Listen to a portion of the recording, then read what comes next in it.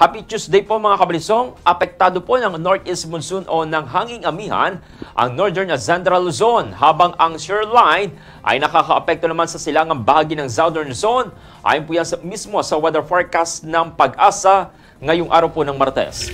Magdadala po ng mga pag-ulan sa bahagi po ng Luzon ang Northeast Monsoon o yung amihan at shoreline. Magiging maulap naman po ang kalangitan na may mga pag-ulan sa Cagayan Valley, Cordillera Administrative Region at Aurora dahil po yan sa apekto ng hanging amihan.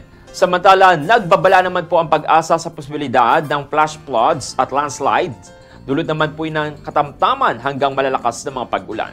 Samantala sa Quezon, asahan naman po ang maulap na kalangitan. May mga kalat-kalat na mga pag-ulan at isolated rain shower o thunderstorm. Dulot pa rin po yan ng umiiral na shoreline. Samantala, bahagyang maulap naman hanggang sa maulap ang kalangitan. May mga mahihinang mga pag-ulan sa bahagi po ng Metro Manila, Ilocos Region at nalalabing bahagi po ng Central Luzon. Ang natitirang bahagi naman po ng bansa ay makakaranas naman po ng mga bahagyang maulap hanggang sa maulap na kalangitan. May mga isolated rain showers o thunderstorm.